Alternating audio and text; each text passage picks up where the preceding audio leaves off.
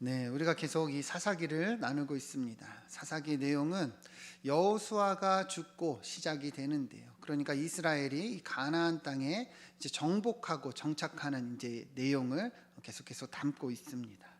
이스라엘은 남겨진 전쟁을 임하는데요. 처음에는 하나님의 이 말씀을 따라 승리했어요. 그런데 점차 이 가나안 문화에 영향을 받고 또 타협하기 시작하더니 결국에 하나님을 뒤로하고 타락하였습니다. 그래서 하나님의 징계가 임하죠. 하나님께서 메소포타미아 왕 구산 리사다임을 들어 8년 동안 압제를 하게 하시니 이들이 회개하고 돌아옴으로 온니엘을 사사로 세워 구원해 주셨습니다.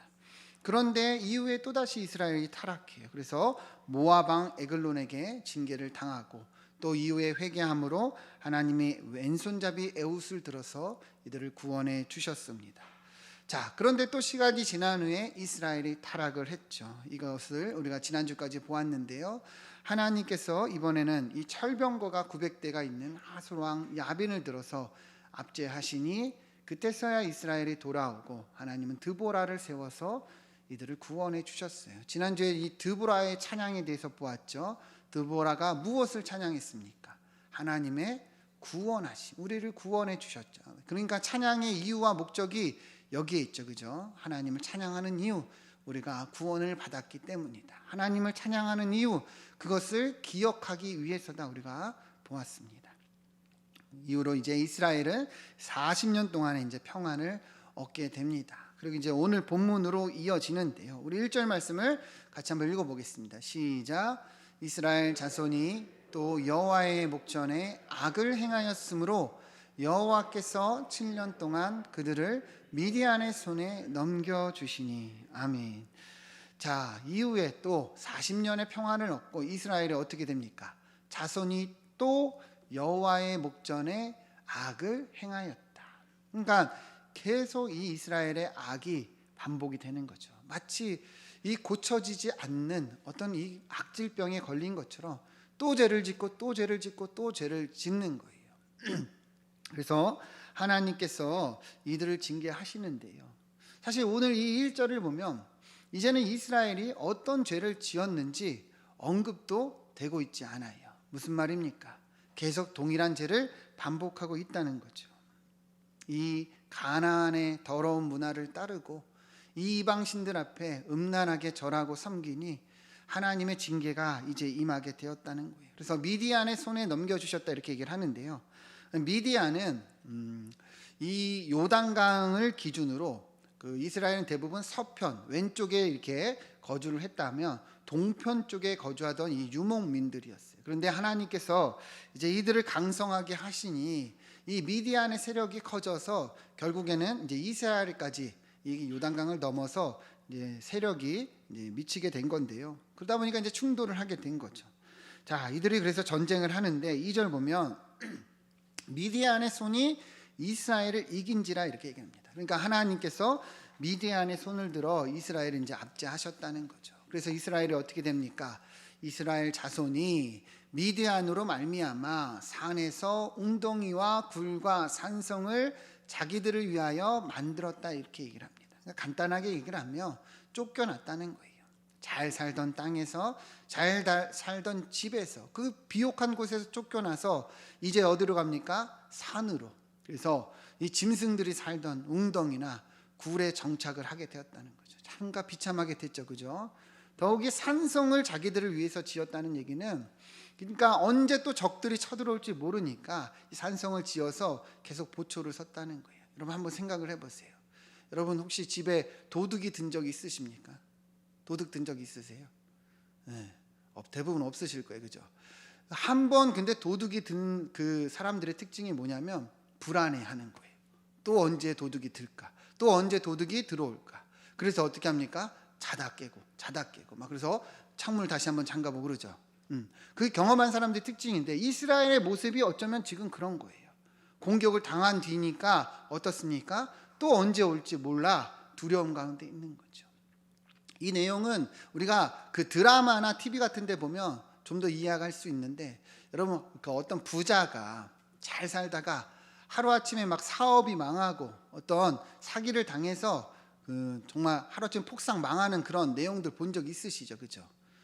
주변에서도 뭐 그런 일들이 일어나지만 그 드라마나 TV 같은 데 보면 그래서 막 집에 빨간 압류 딱지가 막 붙고, 그죠? 그래서 막 이 빚쟁이들이 쫓아오고 막 철거민들이 오고 그래서 막 도망가고 막 그래서 산속에 산에 있는 뭐 집이나 그죠? 산동네나 아니면 거기도 거주하지 못해 가지고 뭐 가족들이 이렇게 뿔뿔이 흩어지는 이제 그런 이야기들을 우리가 볼 때가 있는데요. 그 사람들을 보면 참 비참하죠, 그죠? 근데 오늘 본문의 이스라엘의 상황이 딱 그러한 거예요. 잘 살고 있다가 부유하고 평안하게 살다가 이제 침략을 당해서 쫓겨납니다. 그래서 산속에 굴에 웅덩이에 거주하고 밤낮 두려움에 살게 된 것을 말씀하고 있는 거예요. 그러니까 이스라엘이 이처럼 비참한 처지에 이르게 되었다. 여러분 어떤지 느껴지시죠? 자, 근데 이게 끝이 아니라는 거예요. 3절부터 보면 자, 이스라엘이 파종한 때면 미디안과 아말렉과 동방 사람들이 치러 올라온대요.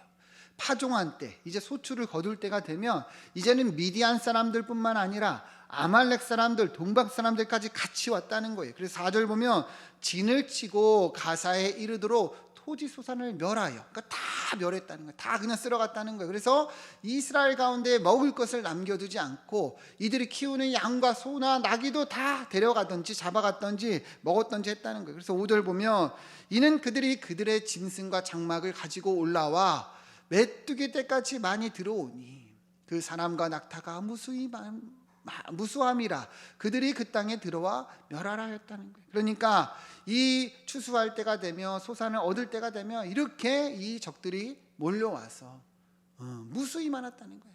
그들의 짐승과 장말 가지고 그래서 이 이스라엘의 토지 소산의 소출을 다 먹어치웠다는 거예요. 특별히 뭐라고 얘기합니까? 얼마나 많은지 메뚜기 떼같이 많이 들어왔다 얘기합니다. 여러분 보이시죠? 메뚜기 떼같이 많이 들어왔다. 그건 얼마나 비참한 거예요. 안 그래도 사는 것도 힘든데 와가지고 다 탈취해 갔다는 거죠. 여러분 메뚜기 떼 하면 여러분 무엇이 떠오릅니까? 메뚜기 떼. 메뚜기 떼 하면 딱 한 장면이 떠오르는데요. 그것은 바로 하나님께서 이스라엘 백성들을 애굽에서 인도하여 내실 때 거기에 내렸던 재앙이죠. 출애굽기 10장 13절부터 보면 모세가 애굽 땅 위에 그 지팡이를 들매 여호와께서 동풍을 일으켜 온 낮과 온 밤에 불게 하시니 아침이 되매 동풍이 메뚜기를 불어들인지라. 그렇게 메뚜기를 애굽 땅으로 이끌어 왔죠. 그래서 14절 보면 메뚜기가 애굽 온 땅에 이르러 사방에 내림에 그 피해가 심하니 이런 메뚜기는 전에도 없고 후에도 없다. 하나님이 이렇게 메뚜기를 재앙을 내리셨죠. 그래서 15절 잘 보세요. 자, 메뚜기가 얼마나 많이 왔는지 온 땅을 덮어서 어둡게 되었대. 그러니까 이 땅에 메뚜기가 다 덮어서 그 땅도 보이지 않을 정도로 그렇게 많이 내렸다는 거예요. 그래서 이 메뚜기가 이제 어떻게 합니까? 우박에 의해서 상하지 아니한 밭의 채소와 나무 열매를 다 먹었다는 거예요. 그러니까 푸르른 거는 다 먹은 거예요, 이 메뚜기가. 그래서 이 애굽 온 땅에 나무나 밭의 채소나 푸른 것은 하나도 남지가 아니야. 그러니까 이제는 애굽이 어떤 거예요? 먹을 것이 없는 거예요. 이처럼 비참한 상황에 처했다는 건데요. 오늘 본문의 내용과 비교해 보면 어떻습니까? 동일하죠, 그죠?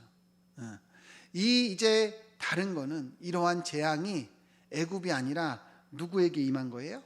이스라엘에게 임한 거예요. 6절 같이 한번 보시죠. 이스라엘이 미디안으로 말미암아 궁핍함이 심한지라 이에 이스라엘 자손이 여호와께 부르짖었더라. 이제는 이 재앙이 애굽이 아니라 적들이 아니라 이스라엘에게 임하여 이제는 이스라엘이 이러한 궁핍함을 겪게 되었다는 것이죠. 그러니까 그만큼 어떻습니까? 이스라엘이 이렇게 비참한 처지에 처하게 된 것을 말씀하고 있는 거예요. 이제는 적에게 임하는 재앙이 아니라 이스라엘이 이러한 징계를 당하고 있다는 것입니다. 그런데 여러분 잘 봐야 되는 것이 하나님께서 이러한 이 재앙이 있을 것을 이미 이전에 말씀하셨어요. 신명기 28장 15절 잘 보세요.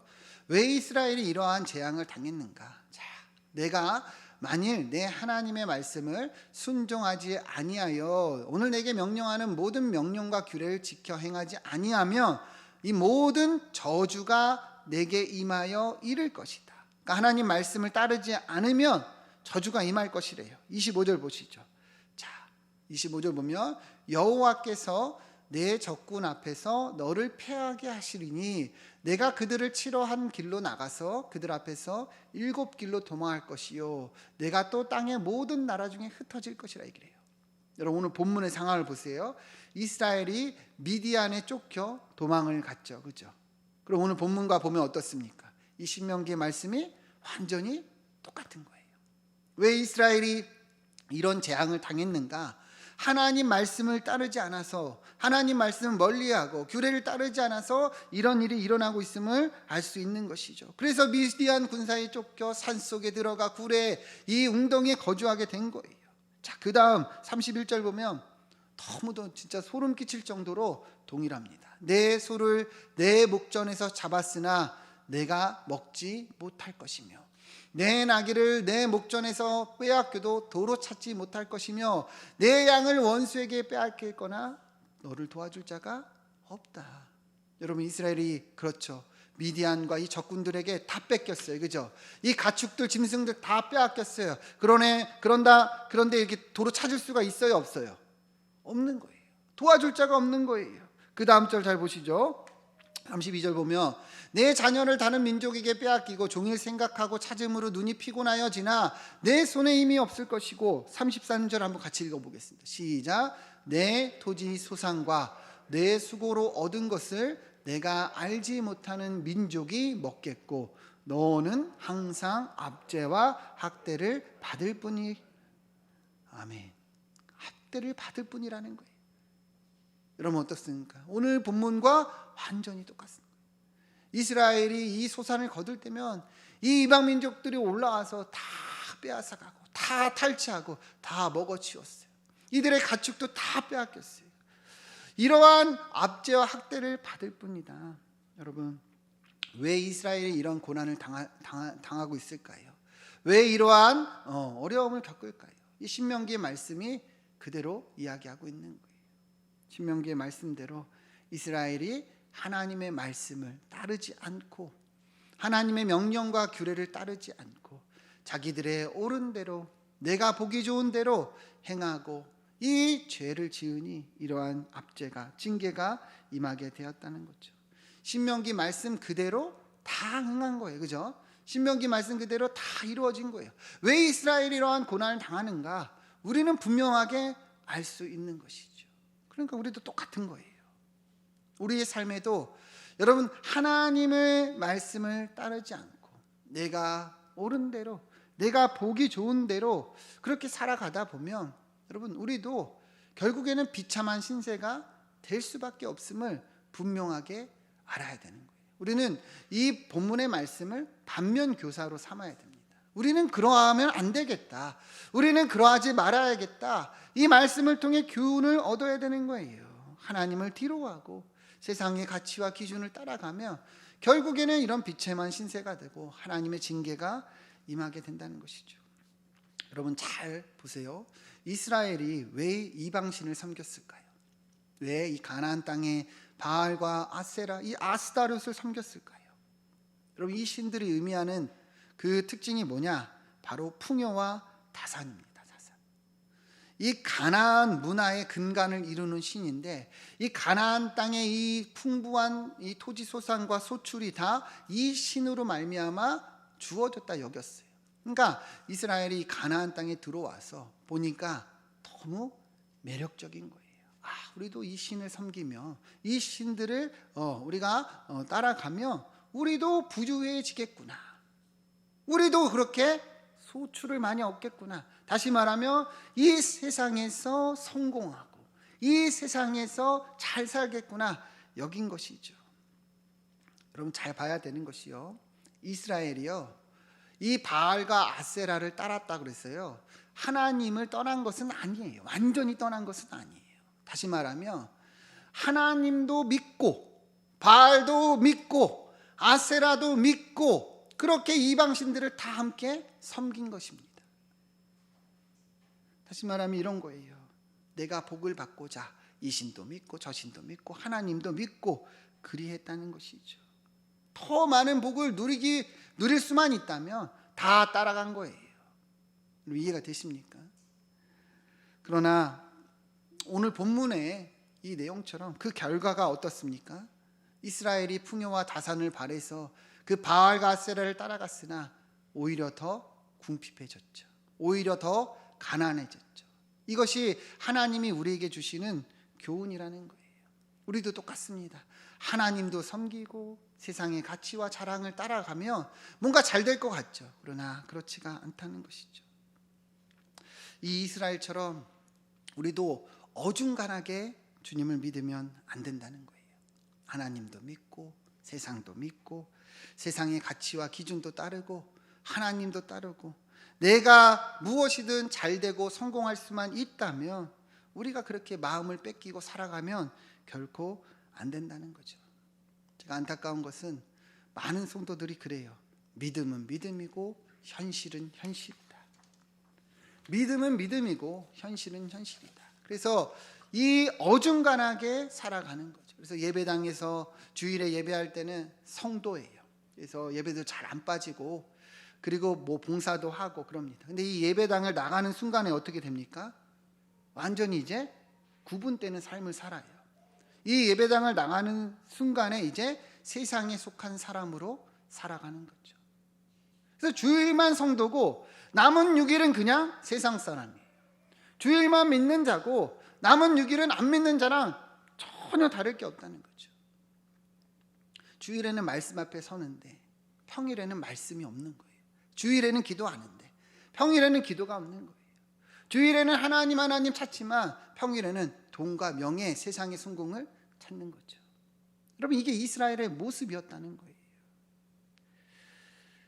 제가 전에 교회에서 사역할 때 청년부를 맡았던 적이 있어요. 근데 한 청년이 처음 직장에 들어가서 이제 얼마 뒤에 회식을 한 후에 저한테 와서 이런 질문을 했어요. 목사님, 제가 첫 직장에서 처음 회식을 했습니다. 그런데 이제 자기가 이제 교회 다녀서 술을 안 먹는다 그랬더니 한 부장님이 이제 오더니 그러더라는 거예요. 야, 나도 집사야, 한잔해. 나도 집사야, 한잔해. 괜찮아. 그러더니 나가서 담배 피고 들어오고 한잔해. 나가서 또 담배 피고 들어오고 그랬다는 거예요. 그러더니 저한테 그러더라고요. 목사님, 제가 이거를 어떻게 받아들여야 될지 좀 혼란스럽습니다. 그러더라고요. 여러분, 제가 말씀드리고자 하는 것은 술이 죄다, 술 먹으면 안 된다 이런 게 아니라 이 그리스도인의 이중적인 모습이에요. 너무 그냥 구별되는 삶을 사는 거죠. 교회에서는 집사 맞아요, 그죠? 밖에 나가면 뭐예요? 세상 집사예요, 세상의 집사. 교회에서는 성도예요. 세상에 나가면 뭐예요? 불신자예요. 전혀 이 맥이 같이 하지 않는 거예요. 그냥 애매하게 여기 한 다리는 여기, 한 다리는 여기, 우리가 그렇게 살고 있다는 거죠. 여러분, 한번 스스로에게 질문해 보세요. 나는 어떤가? 여러분은 어떠십니까? 주일에 이 자리에서 예배할 때는 하나님 찾고 기도하고 찬양하고 나가는 그 순간부터는 여러분 어떻게 사냐는 거예요.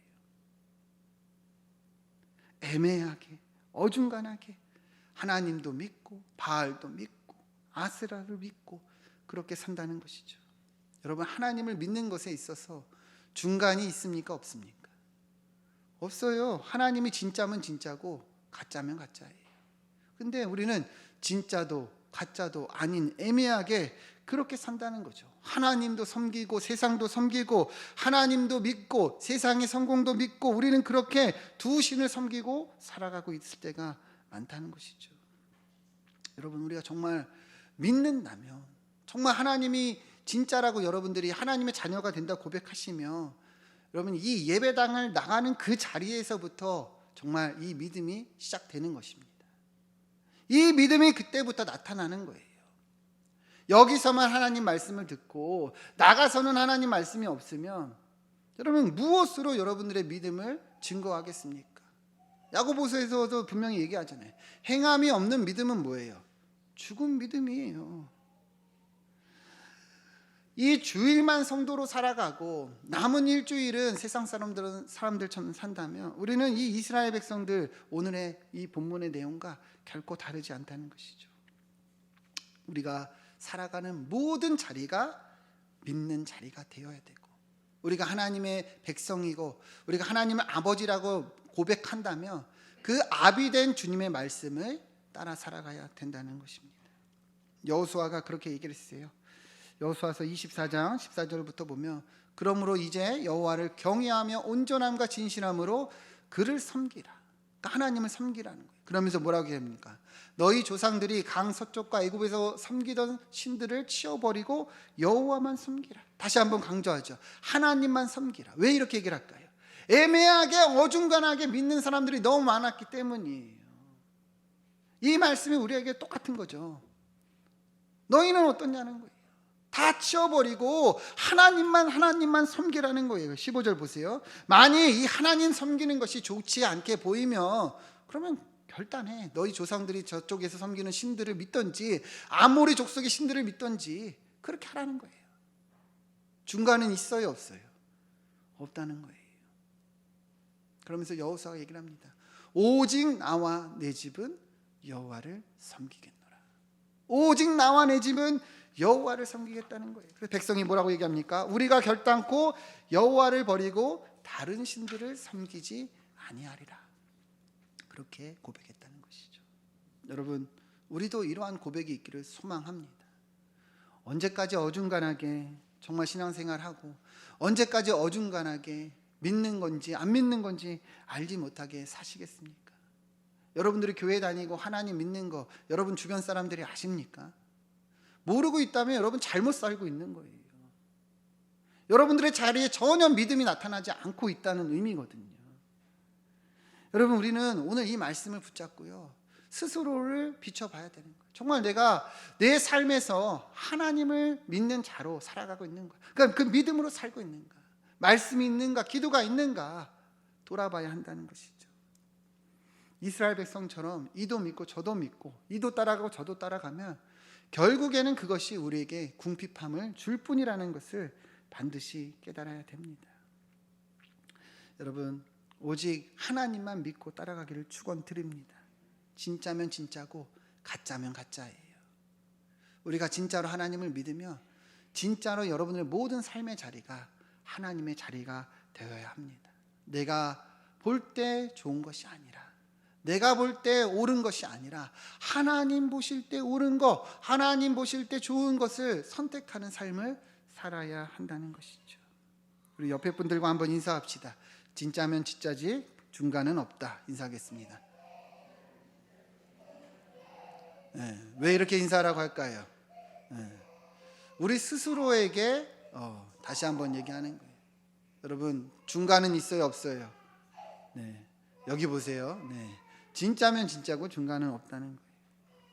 제가 얼마 전에 한 신문 기사를 보는데 참 감동을 받은 내용이 있었어요. 그게 뭐냐면 어떤 은퇴하신 목사님의 그 인터뷰가, 다 듣고 계시죠?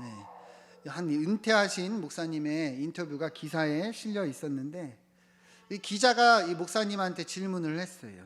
목사님, 그렇게 오래 목회를 하시고 이제 은퇴하셨는데, 은퇴하고 나니까 이 목회하시면서 제일 아쉬웠던 것이 무엇입니까? 제일 후회되는 점이 있다면 말씀해 주세요. 그랬더니 이 은퇴한 목사님이 그러더라고요. 자기는 목회하면서 참 축복을 많이 받았대요. 그러니까 본인이 목회하던 때에는 그냥 교회를 세우면 사람들이 몰려오고, 그리고 크게 부흥하고 성도도 많아지고, 그래서 많은 열매를 거둬서 정말 보람되고 즐거운 목회였다, 이렇게 얘기를 하더라고요.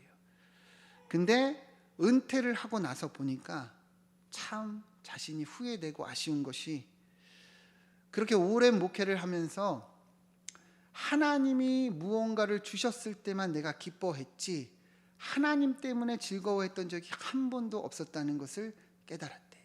그러니까 목회를 하면서 열매가 생기고 부흥하고 사람이 많아지고 막 사역의 어떤 결과들이 나타날 때 너무 행복하고 기뻤는데 하나님 때문엔 기뻐한 적이 없었다는 거예요.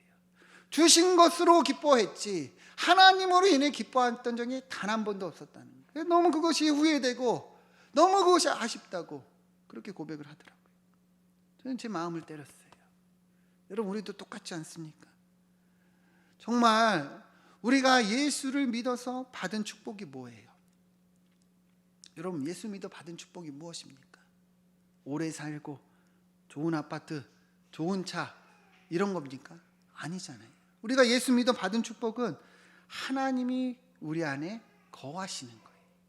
믿으십니까? 우리가 예수를 믿어 주님이 우리 안에 거하시는 교회가 되고 성전이 되고 이 하나님의 집이 되었어요. 눈을 감고 있으면 그 하나님이 우리 안에 거하심을 우리가 느낄 수 있는 거예요. 정말 이 자녀된 축복을 우리가 받았는데 우리는 어디를 보고 있냐는 것이죠. 여전히 어디에 마음을 뺏기고 있냐는 거예요. 이미 축복은 우리 안에 있는데 무엇이 없다, 무엇을 달라, 우리가 거기에 마음을 뺏기고 세상의 자랑과 세상의 그 성공에 마음을 뺏겨 하나님을 뒤로하고 살아가고 있냐는 것이죠. 여러분, 축복이 어디 있습니까? 우리 안에 있다는 거예요. 근데 이스라엘 백성들이 그것을 놓치고 자꾸 잊어버리고 세상에 마음을 뺏기고 바알과 아세라를 따라간 것이죠. 그것이 어쩌면 우리의 모습이라는 거예요. 여러분, 이 인생이 얼마나 허망합니까? 얼마나 덧없습니까? 계속 나이는 들어가요. 계속 늙어가요. 그죠? 얼마 안 남았어요. 어떻게 보면. 그죠? 한평생 살아야 100년입니다. 여기서 얼마나 많은 것을 얻고 누리고 많은 것을 우리가 저축한다고 그게 무슨 큰 의미가 있냐는 거예요. 죽으면 다 없어질 것인데. 진짜 축복은 이 하나님과 동행하는 삶 아닙니까? 하나님이 우리 안에 있어서 우리가 저 영원한 천국을 소유하고 소망하는 거 아니냐는 것이죠. 그래서 다윗이 이렇게 고백했어요. 시편 27편 4절 보면 내가 여호와께 바라는 한 가지 일 그것을 구하리니 내가 내 평생에 여호와의 집에 살면서 여호와의 아름다움을 바라보며 그의 성전에서 사모하는 그것이라. 여러분, 다윗이 무엇을 구했어요? 하나님, 저에게 말 10,000마리만 주세요. 저에게 군사 10만 명만 주세요. 저에게 이 부인 100명 주세요. 이렇게 구하고 있습니까? 아니에요. 단 한 가지, 평생에 여호와의 집에 사는 거. 그게 무엇입니까? 하나님과 함께하는 거, 하나님과 동행하는 거, 그 하나님의 아름다움을 바라보며 그 하나님의 은혜 가운데 거하는 그 한 가지 사모한다는 거예요. 다윗이 그렇게 단 한 가지 구하는 그것이 여러분 우리에게 있습니까? 없습니까? 있잖아요. 그게 진짜 축복이라는 거예요. 여러분, 눈을 한번 감아보세요. 눈을 감아보세요. 눈을 감고 여러분 안에 계신 그 하나님을 바라보시기를 축원드립니다. 영의 눈을 뜨세요. 영의 눈을. 내 안에 이미 너무도 바꿀 수 없는 진 그 소중한 축복이 있다는 거예요. 근데 눈만 뜨면 자꾸 뺏겨요. 눈만 뜨면 다른 곳을 보고 눈만 뜨면 내가 없는 것 달라고 있다는 것이죠. 여러분, 그것이 이스라엘이 이 타락한 이유입니다. 징계를 당한 이유예요. 그래서 바알과 아세라를 따라 섬기고 그래서 하나님을 뒤로하고 결국에 징계를 당하고 말았다는 것이죠. 여러분, 언제까지 우리가 이러한 삶을 살겠습니까? 애매하게, 어중간하게, 진짜 축복이 무엇인지도 모르고 우리가 그렇게 살겠습니까? 여러분, 결단하시길 축원드립니다. 진짜 축복은 이미 우리 안에 있어요. 그 하나님과 동행하며 하나님만 따라 섬기고 우리 삶의 모든 자리에 하나님의 말씀이, 하나님의 기도가 나타나 여러분 열매 맺는 그러한 복된 인생 되기를 간절히 축원드립니다. 우리 함께 기도하겠습니다.